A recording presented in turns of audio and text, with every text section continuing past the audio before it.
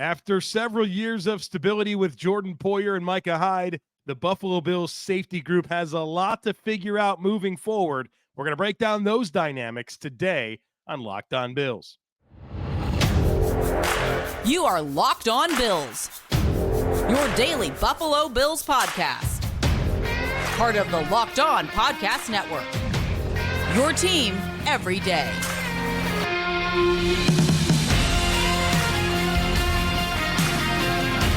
What's up, Bills Mafia? It's Joe Marino, author of Go Bills and Buffalo's Run, also the co-host of the Locked On NFL Scouting Podcast, and I'm your host of Locked On Bills. Want to thank you for making Locked On Bills your first listen every day, and a big welcome and shout out to our everydayers. You know who you are. Those of you who never miss a single episode, I appreciate y'all being here very, very much. I'd also like to invite you to subscribe or follow for free on YouTube or wherever you listen to podcasts. We're part of the Locked On Podcast Network, your team every day.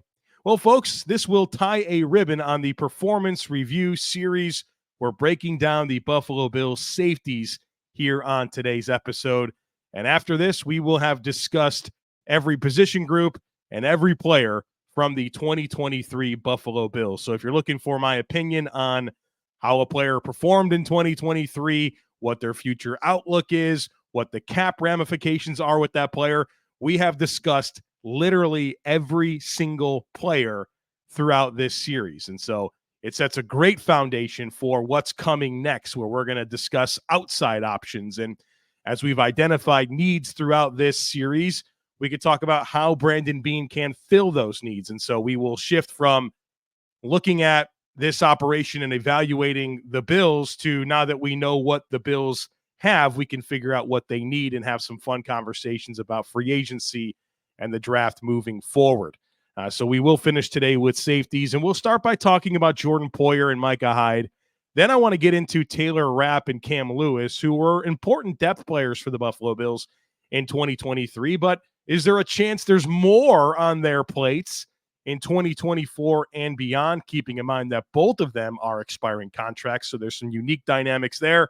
Then I want to talk Damar Hamlin and this need that exists at safety. I will acknowledge that I think safety is potentially one of the biggest needs that the Buffalo Bills have, but my ideas for how to fix the need or, fill the hole is probably different than maybe what some other people have considered for how the Bills can fix the safety position. And I have some information that I want to break down there. So a lot to get to here on this episode, but let's start with Jordan Poyer, a 2017 free agent signing, 32 years old. He turns 33 in April.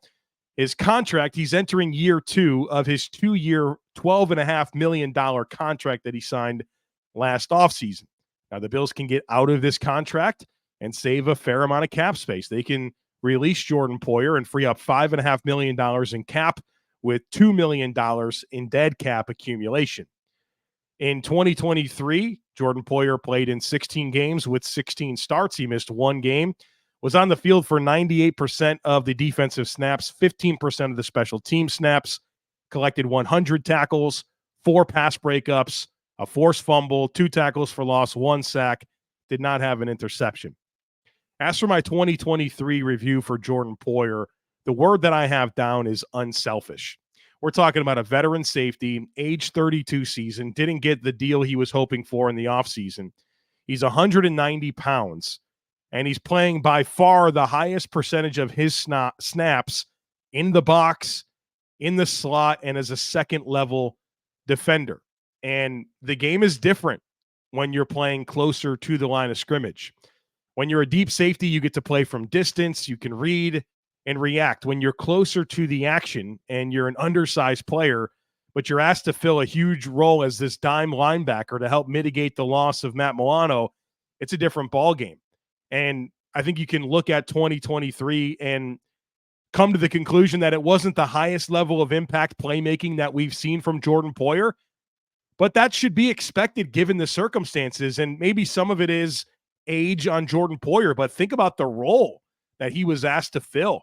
And he still played a fair amount of deep safety, but again, a very high percentage of his snaps playing on the second level, way higher than any other season of his career. And so I think he filled an important role to help mitigate that loss of Matt Milano, to help hide some of the deficiencies of Tyrell Dotson. And so I have a lot of respect for the season that Jordan Poyer had, although maybe it wasn't as impactful as we've seen in the past, and maybe he did show some age. But I think all things considered, when you keep in mind all of the context, you can have an appreciative conclusion as you reflect on Jordan Poyer's 2023 season. As for his 2024 outlook, I feel better about his forecast in 2024 and beyond than I do Micah Hyde. And I'm not suggesting an extension for Jordan Poyer, but it wouldn't be crazy to me if Poyer is back as a starter next season and hopefully able to play more as a true safety. And of course, that's really rooted in Matt Milano being back and playing on the second level next to Terrell Bernard, and then you can keep Jordan Poyer in his more traditional, deeper alignments. I think it'd be nice for the Bills, if possible, to transition away from Micah Hyde and Jordan Poyer in staggered years. Jordan Poyer's come out and said he wants to play in 2024. He's under contract with the Bills, but obviously that can change, and there is a fair amount of cap to be saved by moving on from Poyer. And so the Bills will have to ask themselves some questions about if they want him back for 2024 or if they want to move on and get that $5.5 million in cap space. But I think I'd be pretty satisfied if Poyer was one of the starting safeties next year. But I don't feel as good about Micah Hyde being his running mate. So let's talk next about Micah Hyde, also a 2017 free agent signing. He's 33 years old. He turns 34 in December. Micah Hyde's contract is expired. He completed his 2-year, $19.3 million deal. In 2023, he played in 14 games, 14 starts. In those 14 games on the field for 92% of the defensive snaps, 11% on special teams. Micah Hyde collected 54 tackles, 7 pass breakups, 2 interceptions, and a tackle for loss. As for the 2023 review, I think it was great to have him back. I thought he had a solid start to the season. Then he started to fall off a bit. You hated to see later in the season him having some issues with stingers, and you obviously are fully aware of his history with neck injuries. And I thought he was put in some tough situations, Micah Hyde. Obviously, when he plays in deeper alignments and can stay leveraged over top and take away throws down the field, that's where he's at his best. But I thought Sean McDermott put him in some hard man-to-man coverage looks where he had to play, off-man coverage against good slot players, against good tight ends, as he tried to be a little bit more aggressive with some blitz looks on third downs. And I thought that put Micah Hyde in some very, very challenging situations that maybe weren't ideal for him given this point in his career. I think you can feel the age on Micah Hyde more than Jordan Poyer, in my opinion. And it's a shame because I think 2021 was Micah Hyde's best season with the Buffalo Bills. And then, of course, he misses basically all of 2022. And then you get like 75% of what he normally is in 2023. So as for his 2024 outlook, I think this is it for Micah Hyde. It sure sounds like goodbye for him based on his messaging after the season, based on his wife's Instagram post. And he had a heck of a run. Him and Jordan Poyer were a legendary duo in the world of Buffalo sports, but also in terms of NFL safety tandems. You don't see guys that have runs like this together on the same team and produce like they did for as long as they did. Jordan Poyer and Micah Hyde have so much to do with the turnaround in Buffalo. Got here the same year that Sean McDermott did. And I think they had so much to do with the culture changing in Buffalo, and not just because they were good players that were there when Sean McDermott got there in 2017, but it was the development that they showed. These were guys that, Micah Hyde had a decent run with the Green Bay Packers. They didn't offer him a contract extension. Jordan Poyer bounced around between the Eagles and the Browns and, was never a guy that had consistent playing time. They go to Buffalo and their potential is unlocked, and you started to believe that guys could come to Buffalo and be the best version of themselves. And so I think that development that they showed, the leadership, the impact, had so much to do with Buffalo becoming a completely different conversation today compared to where it was in 2015, 2016 and prior to that. So it's exciting to have been able to enjoy them for as long as we have, but I think the reality is, and we've wondered when this was going to come, I feel like we're at the end of the line as it relates to this group, Poyer and Hyde as a duo. Again, I think there's a possibility that Poyer, of course, is back as a starter. Not so sure about Micah Hyde. And if this is it, we'll celebrate him when he makes that news official. But as we speculate right now, it certainly feels like this is the end of the line for Micah Hyde. All right, we're going to talk Taylor Rapp, Cam Lewis, potential starters for the Buffalo Bills. We'll talk about that here in just a second, so be sure to stick with me. DoorDash went all out for game day and DoorDashed stuff from all the Super Bowl ads to one lucky winner, cars, snacks, and even tax software. DoorDash is the all-in-one app for your everyday needs, from restaurants and groceries to flowers and gifts. So next time you're running low on dinner ideas, pet supplies, or just time, you can get so much more than you realize delivered with DoorDash. Maybe you didn't have time to get to the grocery store this past weekend with all the big game commotion, or maybe your bar cart has mysteriously been cleared out. Stock back up for the week ahead with delivery from DoorDash. Football season might be over, but we're in the thick of basketball games, the school year, and let's face it, winter. I can think of a million reasons daily to order with DoorDash, so check it out. Hop on the app and make your day just a little bit easier.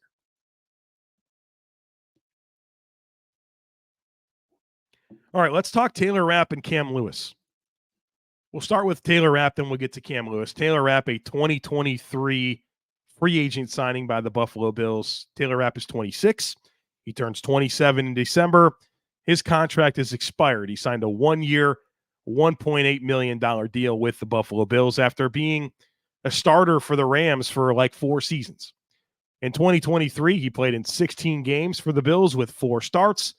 In those 16 games, he was on the field for 42% of the defensive snaps, 49% of the special team snaps, collected 50 tackles, 2 pass breakups, 1 interception, fumble recovery, a tackle for loss, and half a sack. Obviously, that interception against Miami was huge, right? Kind of clinched the division there as Miami had a chance there at the end of the game.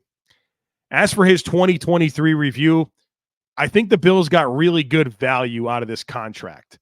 And maybe you were hoping for more. I was. I thought he'd be a little bit better than he was in 2023. But for a guy that signed a one-year, $1.8 million deal to get reasonable play on 42% of your defensive snaps, 49% of your special team snaps, for him to have an active role in making a huge play to win the division, I think you can come away with some appreciation for what Taylor Rapp was, even if you thought maybe there would be a bit more impact and maybe a few less blunders, to be honest with you. I was hopeful for Taylor Rapp because he was one of the guys last offseason as we were wondering if Jordan Poyer was going to be back. I thought that the Bills could target a guy like Taylor Rapp in free agency and him be a starter if the Bills were to lose Jordan Poyer. And then, of course, they wind up getting Jordan Poyer back and signing Taylor Rapp, and Taylor Rapp serves this role as a third safety, which became really important when Matt Milano got injured and then Jordan Poyer played on the second level. Taylor Rapp came in as a third safety on the field. So I think he did some good things for this team. But whether it was sort of the hype that I had for him coming out of the Rams, watching him at training camp, you could see he was really athletic. He was always around the ball. He's a rocked up dude. There's a lot to like there, but I think the results on the field were just a bit inconsistent. Earlier in the season, they tried to play him in the box. Think about that Jets game in week 1. I thought he was a disaster playing as a low safety and playing closer to the line of scrimmage. And then, he plays in some deeper alignments. I think he does a little bit better. But there was some moments also where, he had some issues with tackling. And I remember that Bengals game and him getting juked out by backup tight ends. And, there were some instances of him being kind of reckless when tackling, and there's some friendly fire and causing some injuries to Bills players because he's showing up and just not being under enough control when tackling. So I think there's some good and bad as it relates to Taylor Rapp, and maybe that's to be expected for a guy that is trying to fill multiple roles for a team that he's brand new to, right? So I think it's important for us to be mindful of all of that. As for his 2024 outlook, I think we have to consider Taylor Rapp as a potential player the Bills bring back on a low-cost deal that could be in line to start next to Jordan Poyer. Will he be more comfortable in the defense in year 2? I think he should, right? That should be the case. But also, I think you have to look at this from the perspective of, all right, he played a lot of football for the Rams, and then he hits the open market, and the contract that he signs is 1 year, $1.8 million with the Bills, right? Former day 2 pick, athletic, again, had a decent run as a starting safety, and what was there for him? 1 year, $1.8 million from the Bills. What did he do this year? In 16 games with 4 starts, what did he do this year to change his market? To me, not much. So I think there's a chance that a similar type contract is what Taylor Rapp will be staring at in terms of the opportunities that exist for him this offseason. And so is he a worthwhile candidate to consider as your starter opposite of Jordan Poyer in 2024? I think whether you want that or not, I think you should acknowledge that as a realistic possibility for the team to consider, and don't find yourself surprised if that's the road that they go down. Let's talk about Cam Lewis, and I think it's a similar conversation, candidly. I really do. I think you should be thinking about the Bills thinking about Cam Lewis as a potential starter for this football team. So let's talk about that. A 2020 undrafted free agent. Cam Lewis is 26. He turns 27 in April. His contract has expired. He played on a 1-year, $1.2 million deal last year for the Bills. In 2023, he played in 17 games, did not start any, on the field for 13% of the defensive snaps, 75% of the special team snaps, collected 21 tackles, 2 pass breakups, and a tackle for loss. As for his 2023 review, I thought he played fairly solid when he was playing safety. I didn't like his slot reps quite as much, and we know that Cam Lewis is a guy that has been trained at outside corner, slot, and safety, and so that versatility is great. But I find his best moments to come as a safety. And I just get the sense that the team really likes him. When you hear McDermott talk about him, when you hear Brandon Beane talk about him, there's a lot of praise for him. And we have to be mindful that he's been around since 2020 for the Buffalo Bills and has been trained on so many different positions. And so, again, it wouldn't shock me to see Cam Lewis come back and competing for a starting job. Is Cam Lewis the next example of a good player development story for the Buffalo Bills? You've seen this kind of happen where guys that have been maybe on the practice squad for a bit start to get more opportunity, and then, they start to make an impact, whether that's a guy like Ike Bucker. You saw Ryan Vandermark and Alec Anderson go from the practice squad in 1 year to the active roster the next season. Quentin Morris has done this type of thing. I think Cam Lewis is at that point now where maybe there's enough trust in him that they look at him to be a starter opposite of Jordan Poyer. Or maybe you're starting safety. Maybe they move on from Jordan Poyer and they bring back Cam Lewis and Taylor Rapp, and these are your starters. Like, I think this is the type of stuff that we should be considering. And whether you like it or not, like, I'm not sitting here and saying that this is what the Bills should do, but I think these are the types of questions that the Bills are asking themselves, especially when you consider Sean McDermott's history with safeties and the production that he's been able to get out of guys. And you think about Quentin Michael, a guy with the Philadelphia Eagles that his first 4 years on the team, he winds up starting like 1 game. And then he gets a chance to start with Sean McDermott. He's a Pro Bowler and has a nice little run as a starter for them. Like, is Cam Lewis the next Quentin Michael? I think these are possibilities that we need to be considering in terms of what actually happens. Again, you can push back and say, I think that's a terrible plan. I think it's something that the Bills are considering, and I think it's something that's worthwhile for us to discuss as we can consider and explore the possibilities for the Buffalo Bills at safety in 2024 and beyond. All right, folks, in just a moment, we're going to talk Damar Hamlin. We're going to talk Brandon Beane's to-do list at the safety position, and I want to talk more about Sean McDermott's history of developing safeties and getting production out of them. So be sure to stick with me. Are you the kind of person or the kind of driver that likes to push things a little further? Have you ever wondered what adventure could be around the next corner? Our friends at Nissan have a lineup of SUVs with the capabilities to take your adventure to the next level. The 2024 Nissan Rogue is perfect for city drives and great escapes. Class exclusive Google built-in is your always updating assistant to call on for almost anything. Gone are the days of connecting your phone. Google Assistant, Google Maps, and Google Play Store are built right into the 12.3 HD touchscreen infotainment system. The 2024 Rogue is the perfect midsize crossover for your next adventure. The 2024 Nissan Armada will change what you expect from a full-size SUV. Picture a rugged 4x4 that can seat up to 8 in first-class luxury and style.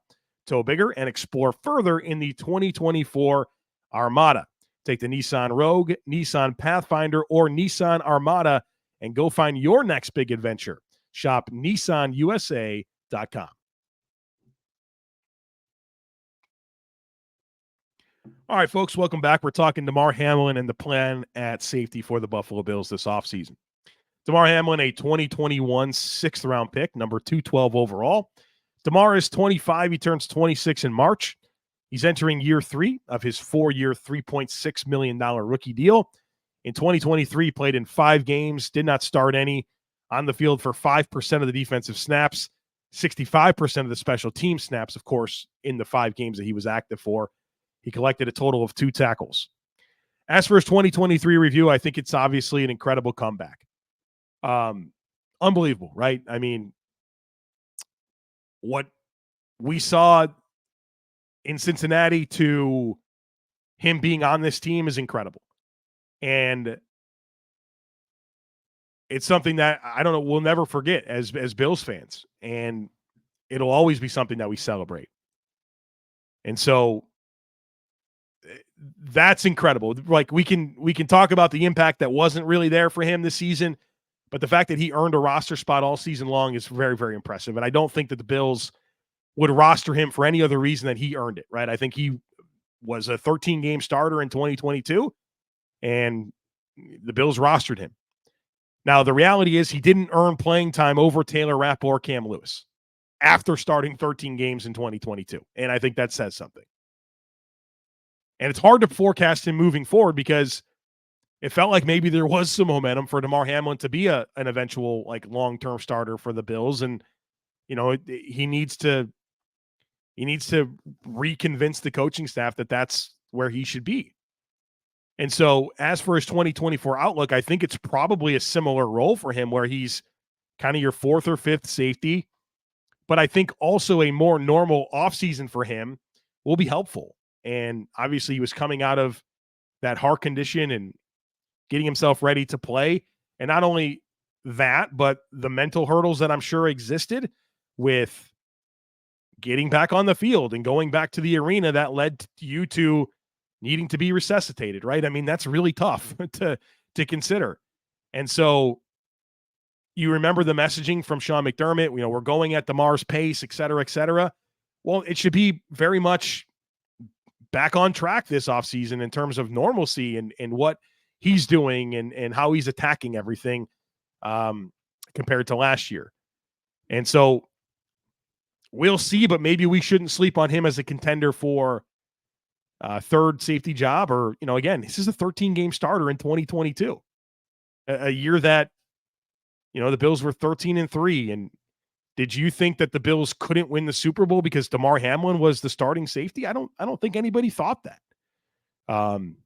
Did he have some inconsistency? Yeah, I thought he was a little bit of a inconsistent downhill player in terms of angles and coming to balance as a tackler. But, you know, you kind of felt like there was a lot of likable qualities in terms of his urgency and his motor. And, you know, there was, again, 13-game starter on a good defense that you never thought to yourself, the Bills can't go all the way because Damar Hamlin's one of the starters on this defense.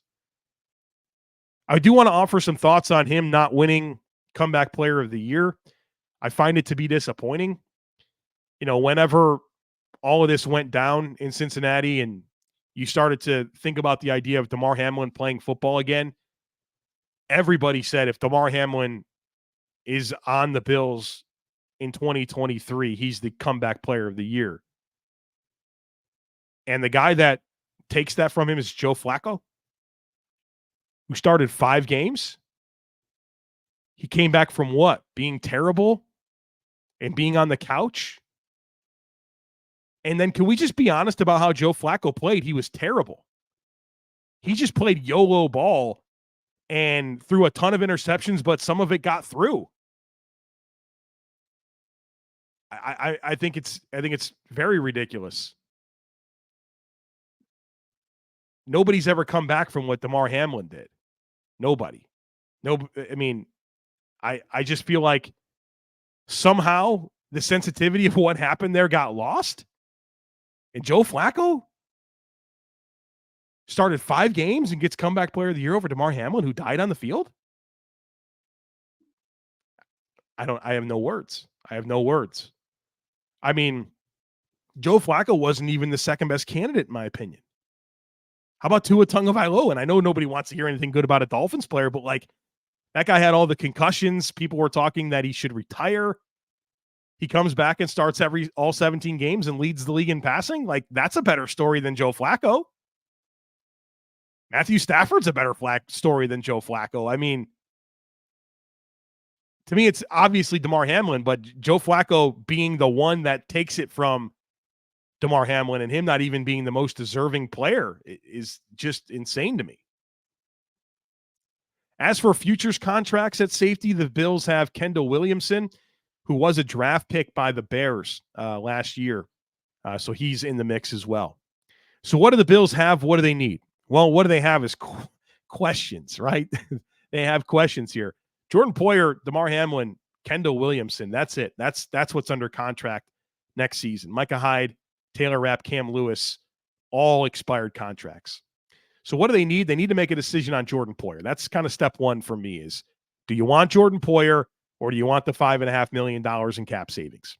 Make that choice because you either need 2 starters or you need 1 starter. And regardless, you need kind of that third guy. And you need more depth. So you're going to have some players here. You're either going to have some new players or some new contracts and probably some of both. But here's what they really need to do. And I have this written down, and it's Sean McDermott, do your thing. If there's anything that I trust Sean McDermott to figure out, it's the safety position. And I recognize that this is one of the top needs for the Bills. If you ask me what the top needs are, I would tell you wide receiver, defensive tackle, defensive end, and safety. I think it's definitely one of the top 4 needs for the Buffalo Bills. But acknowledging the significance of the need is one thing, but then acknowledging what's necessary to fill the need is another thing. I'm not interested in a first-round safety at all. I'm not interested probably in a second-round safety or a third-round safety. I don't think that's what's required to fill the need. And again, I go back to Sean McDermott's track record. It's unbelievable at safety. Going back to Philadelphia, where he's the offensive or defense coordinator 2009, 2010. I already mentioned Quentin Michael, who his previous 4 seasons started like 1 game. In 2009, he's a Pro Bowler for Sean McDermott. He goes to Carolina, and he unlocks guys like Mike Mitchell and Kurt Coleman, and Trey Boston winds up having a nice stretch with him. He goes to the Bills, and it's Jordan Poyer and Micah Hyde, who were afterthoughts for their previous teams. Like, tell me why the Bills should be thinking about a safety in the first 3 rounds, especially in the first round. Are you kidding me? I just don't think that's necessary. And as we talked about with Taylor Rapp and Cam Lewis, guys that, Taylor Rapp 1 year, $1.8 million, Cam Lewis 1 year, $1.2 million. What did they do this year that drastically changes what their market should be? I'd rather just have those guys back. Those guys back plus Jordan Poyer plus Damar Hamlin plus a day 3 pick, a bargain bin free agent. Like that's probably going to be fine. You're going to have to make some concessions here on this roster, folks. The Bills are over the cap by $50 million. There's not going to be a clear path to getting clear answers at every single position. So where can you quote unquote get by? Obviously it's safety to me. You got to find some dudes to play on the D line. You got to find some dudes. You need to find an answer at wide receiver. At safety, I just kind of trust Sean McDermott to figure this out, absent of a premium investment. And maybe Taylor Rapp and Cam Lewis aren't the most exciting ideas for you. But let me ask you this. Taylor Rapp or Cam Lewis, with experience in the defense, Taylor Rapp would be going into year 2. Cam Lewis would be going into year 5. Is that time on task more appealing at again, sub $2 million a year contracts than you're a rookie or some bargain bin free agent that doesn't have time on task in the system? Like that's how you have to look at it. And so yes, this is a need, but I don't think the path to filling it is overly complicated and needs to be a premium investment to fix the need. I'll be candidly, if the Bills safeties next year are Poyer, Rapp, Lewis, Hamlin, and a mid-round draft pick, that's going to be okay because you have to get by somewhere. You have to. And to me, that's a very reasonable path. I've had some questions from people about me doing a special teams review. I did that. If you go to the coaching staff review, I spent a lot of time on Matthew Smiley, and through that, I talked Tyler Bass, talked Sam Martin, talked the return game, talked the kick coverage. So if you're looking for my thoughts on that, please go back to the coaching review where I really dove into those dynamics. But that's it. We've done the performance review series. One of the next conversations that we're going to have is something I do every year, and it's a really important conversation. It's how the Bills can get better from within. And I think player development and guys that are not at their ceilings, that's more important than any player the Bills are going to be able to add from outside the team. It's going to be the players that they already have that haven't reached their ceiling, taking those steps. And so we're going to have a big conversation about where there's room from players you already have to take steps. And so that'll be a really significant part of our offseason conversation. I'm scheduling that for Monday, unless there's any big, crazy breaking news. That'll be our next conversation. And then, of course, we're going to start talking outside options, getting into this free agent class, and then, of course, the draft options. So make sure you're subscribed. Would love it if you took a second to rate, review, and share the podcast. Have a great rest of your day. Go Bills, and I look forward to catching up with you again real soon.